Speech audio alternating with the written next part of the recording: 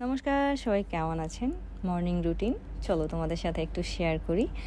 আসলে বলতে গেলে ডেইলি লাইফ বা ডেইলি ব্লগ আসলে সবাই সবার মতো করে। ইদানিং তো প্রচুর পরিমাণে ডেইলি লাইফ ব্লগ মানুষের দেখি, তখন নিজের মনে হয় যে না, আমি কেন এত পিছায়া থাকি। সবসময়ের জন্যই আসলে আসল কথা হচ্ছে কি জানো, কারণ আমি আসলে তেমন এখন ক্যামেরা অন করে সেট আপ করে ভিডিও করতে সত্যিই মন চায় না। চারদিকের যে অবস্থা সব কিছু দেখে আসলে সত্যিই ইচ্ছে করে না। তারপরেও চিন্তা করি যখন টুকটাক ব্লগ যখন তৈরি করি তোমাদের সাথে শেয়ার করতে আসলেই ভালো লাগার। তোমরাও আমার ব্লগ দেখতে পছন্দ করো অনেকেই, তার জন্যই ইচ্ছে করে যে ব্লগটা তৈরি করি।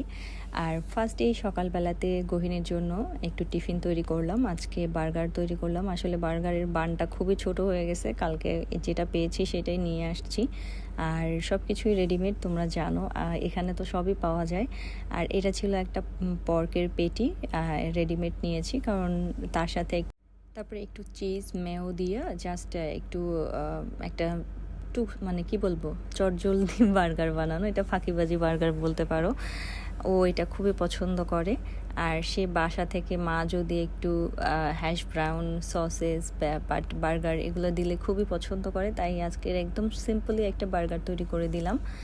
তোমাদের সাথে আসলে অনেক কথা শেয়ার করতে ইচ্ছা করে মাঝে মধ্যে, বাট অনেক কিছু বলতেও পারি না কোনো কারণবশত, যাই হোক। তারপর একটা ফ্রেশ টুথপিক দিয়ে এটা লক করে দিয়েছি, কারণ ও আসলে বাচ্চা মানুষ, যখন ব্যাগের মধ্যে টিফিনটা থাকবে টিফিনটা এলোমেলো হয়ে যেতে পারে, সে কারণে। তার মধ্যে তাকে উঠাইলাম, উঠানোর পরে আজকে তার ডান্স প্র্যাকটিসের জন্য জামা কাপড় দিতে হয়েছে, কারণ প্রচুর পরিমাণে তার আজকে ব্যাগটা ভারী হয়ে গিয়েছে। আমার বাচ্চাটা যে এত কষ্ট করে, আর সকালবেলা তার ঘুম থেকে উঠতে খুবই কষ্ট হয়। তারপর আজকে তার কষ্ট কেন হয়েছে এত আমি জানি না, তারপরও সে উঠে যায়। স্কুলে যেতে খুবই পছন্দ করে, কারণ ওরা স্কুলে গেলে অনেক মজা করে।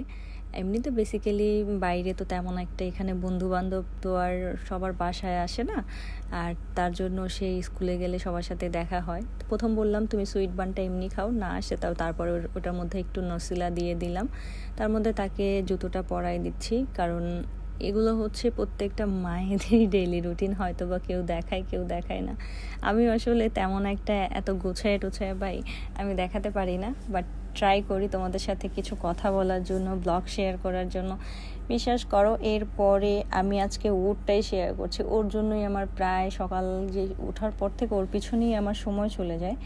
দেন তারপরে ওর বাবার জন্য ওর বাবাকে ভাত দিব, কারণ ওর বাবার অফিস এখন অনেক দূরে হয়ে গিয়েছে, যে কারণে আমার মানে সকালবেলায় রান্না করতে হয়। আজকে তো আবার সকালে রান্নাও করতে হবে, কারণ এর জন্য আর ওই ব্লগ করার মতো আমার ধৈর্য নাই। রান্না করব না ব্লগ করব, সেই কারণে আগে ওকে সেট আপ করে দেন হচ্ছে ওর বাবার জন্য আমি 1 ঘন্টার মধ্যে রান্নাটা করে নিব। ওর বাবা 1 ঘন্টার মধ্যে রান্না না করলে ওর বাবা আবার 9টার মধ্যেই বের হয়ে যাবে, কারণ অফিসটা অনেক দূরে নিয়েছে।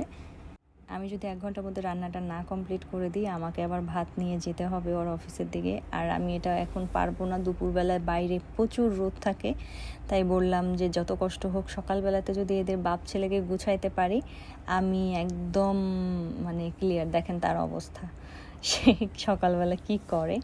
তার মধ্যে তাকে জল টল খাওয়ানোর পরে আমিও আছি পিছনে র্যান্ডমলি লেগে, কি বলবো।